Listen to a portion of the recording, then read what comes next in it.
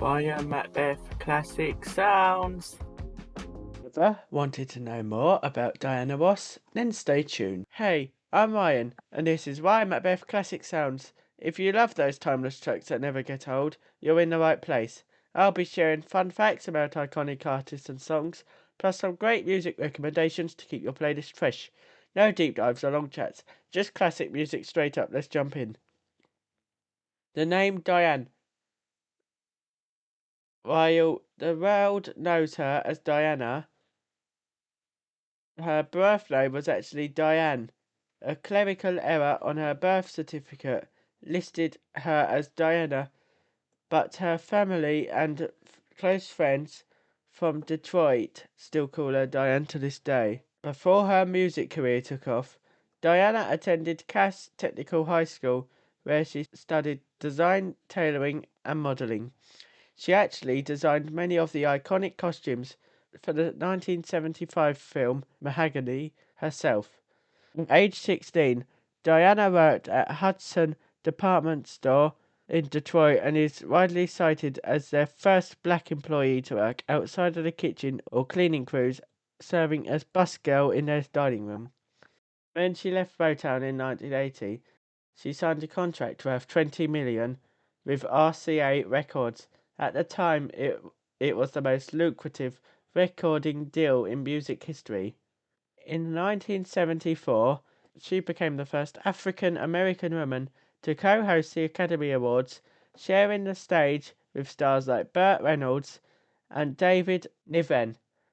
She is the only female artist to have #1 singles as a solo artist, as part of a duet, as part of a trio, and as part of an ensemble.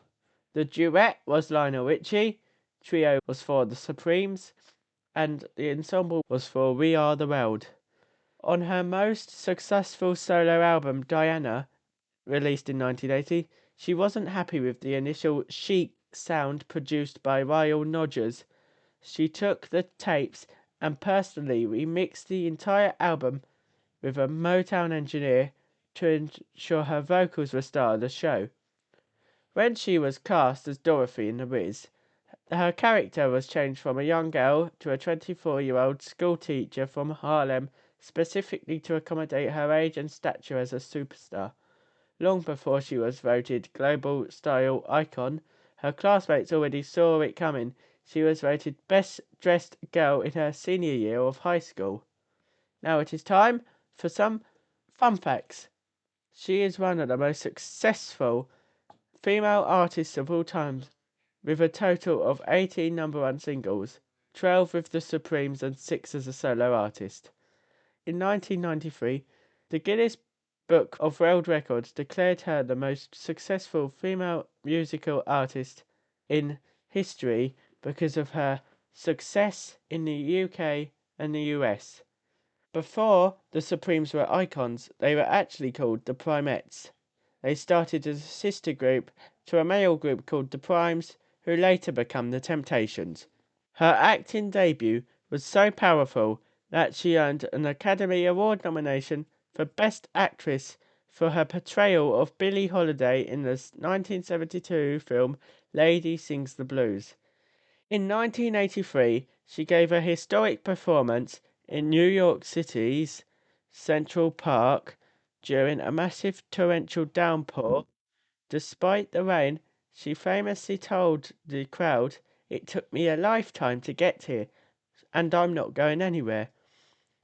Diana Ross was known for her more is more approach to glamour during her 1980s concerts. It wasn't unusual for her to have over 10 costume changes in a single show. She was a massive influence on a young Michael Jackson. In fact, Jackson's will famously named Diana Ross as the secondary guardian for his children. Her hit song, I'm Coming Out, was written by Nile Rodgers after he saw several Diana Ross drag queens at a club.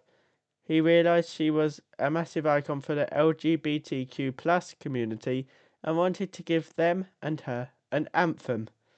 In 2016, President Barack Obama awarded her the Presidential Medal of Freedom the highest civilian honor in the United States. Now it is time for my third segment, my list of songs. So we've got Ain't No Mountain High Enough and Chain Reaction. In second place, I have given it to I'm Coming Out. When Diana first played the song for a famous radio DJ, he warned it would actually ruin her career because the people would think she was actually announcing she was gay. Shaken, she confronted the producers in tears, but they eventually convinced her that the song was about her coming out from under the control of Motown and Berry Gordy. Drum roll, please! In first place, I have given it to Upside Down. Now, here is a fact about the song. The song was born directly from interviews between Ross and the producers, Cheeks, Nile Rodgers, and Bernard Edwards. When asked what she wanted for her new sound, she told them, I want to turn my career upside down. They took her literally and wrote the lyrics on the spot. Diana was initially unhappy with the chic sound of the recording, feeling her voice was buried in the heavy disco funk instrumentation. Timeless tune. Now it is time for my timeless tune, a standout track that fits perfectly in today's topic. The song I have chosen is When You Tell Me That You Love Me by Diana Ross. I chose this song because it is a great song with great lyrics and a great voice. It has a cool beat and it is one of my favourite songs. I would definitely add this to your playlist. Make sure to subscribe or follow so you never miss an episode. That's it from today's episode of Ryan Macbeth Classic Sounds. Thanks for hanging out and discovering some cool facts and tunes with me. If you enjoyed it, be sure to subscribe so you never miss a classic moment. Got a favourite artist or song you want me to cover? Drop me a message. I'd love to hear from you. Until next time, keep the music playing. Ryan Macbeth Classic Sounds.